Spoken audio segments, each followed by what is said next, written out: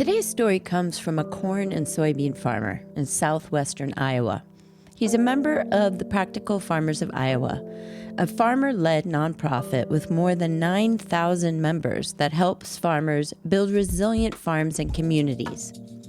Every January at the PFI annual conference, an interview space is set up where people can tell stories about food and farming. This is an edited version of the discussion with Jon Bakehouse and will be our season grand finale. At the Iowa Farm Table, we'll be taking a 2-month break over July and August to give you a chance to get caught up and me some time at the farm. Without further ado, Jon Bakehouse. My name is Jon Bakehouse. Our farm is Maple Edge Farm in southwest Iowa.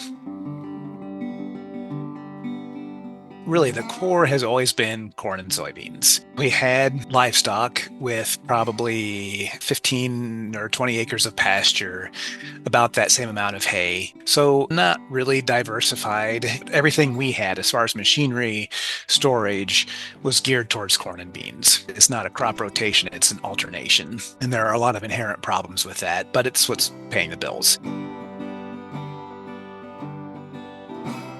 From a purely business standpoint, I did like it. There are things we could do. There are things we could manipulate to become more efficient. We recognized we were having trouble with water management. We were having trouble with compaction. So we moved away from the tillage into no-till, which, I liked that part of it. We saw some benefits there. We started to see better water infiltration. We also started to see our organic matter increase. But of course, when you move away from tillage in a production agriculture environment, you're going to rely more on herbicide. And I didn't like that.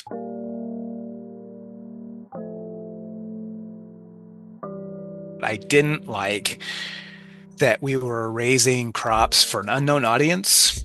The corn would go to an ethanol plant, but you never see your end consumer. We were just raising as many bushels as efficiently as we could for some market. And there was no real personal connection to the crop, to the process, to the customer.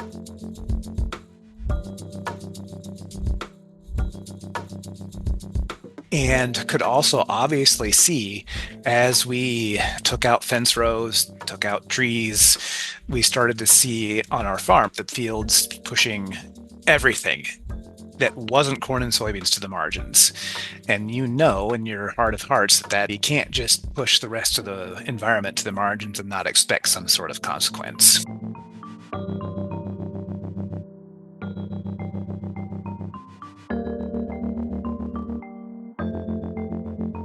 Really, I was not a spiritual person. We have a small Methodist country church that's beautiful, and I liked going, but the messages never really stuck. When I would go to church and listen to sermons about man's dominion over nature, it just made me so mad. It's like, well, that's kind of a misinterpretation. I don't think that was the original intent of the message.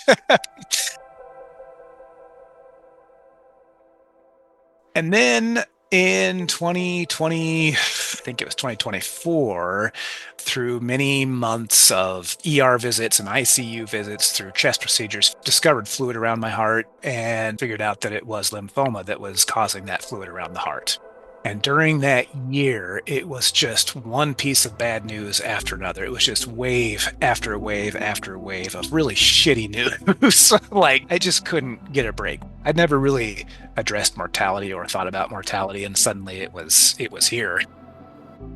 And the only thing I really knew how to do, especially when you get that call from the doctor with the cancer word, was just breathe. I didn't know I was looking for anything spiritual, but I knew that when I sat there and was breathing, I could at least function to some degree, and started to discover the extremely spiritual side that farming can be.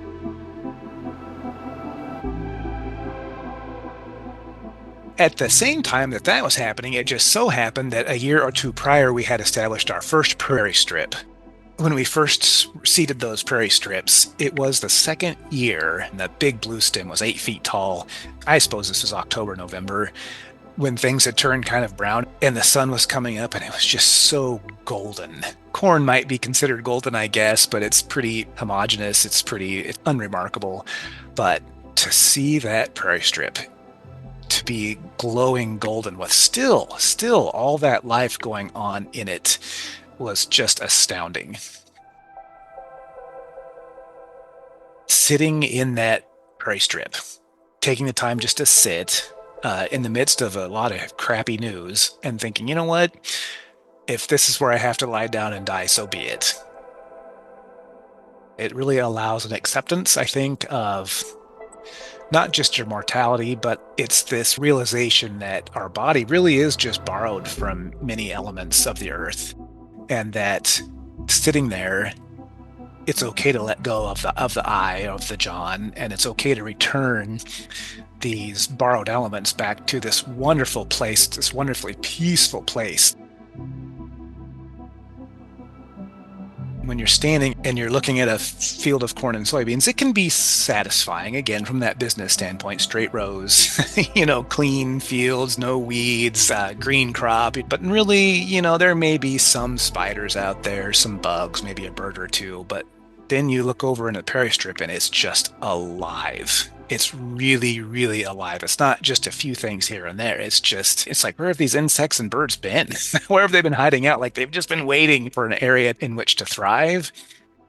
And I think that's what really hit me was my spirit doesn't thrive with corn and beans, but it does in prairie strips. And I think probably we could say the same thing about human spirit in general. As we push Mother Nature to the margins, we also push our souls and our spirits to the margins. And that was certainly happening to me. Ultimately in my mind, I'm thinking, well, let's just keep identifying areas where we can keep piecing these prairie strips together and see about being able to make our acres pay in a different way, whether that's birders or hunting. There's different ways. And talking with our son, who is 16, I've told him, I said, I hope the farm will be here if you want it, but boy, think really, really, really hard about what you can do differently. Do something different than corn and beans. Make this an oasis for your soul and for the community's soul and for the world's soul. Please do something different. When I'm driving down the road and I see a field that is badly eroded or entire trees or pastures cleared, I think they recognize the danger in that. But it's easy to not be mindful of the consequences and to treat an acre strictly as a production unit. There really are consequences for when you are treating your environment as we have. Even though I was trying to make improvements, it was still not great. And that manifested not only in environmental health, but in my own health. I can't remember who said it, but said only until your last drop of water is poisoned will you understand you can't drink money. And I think that's unfortunately where we're headed.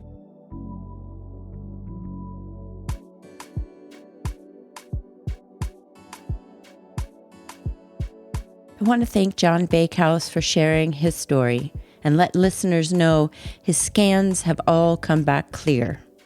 And thanks to PFI for partnering with us on this podcast. At the Iowa Farm Table is a production of the Iowa Food System Coalition, a group of more than 60 organizations working to improve agriculture in the state. I'm Beth Hoffman, author, journalist, and farmer. Please share this episode and tell a friend or two about the podcast. We'll see you again in September. Thanks so much for listening.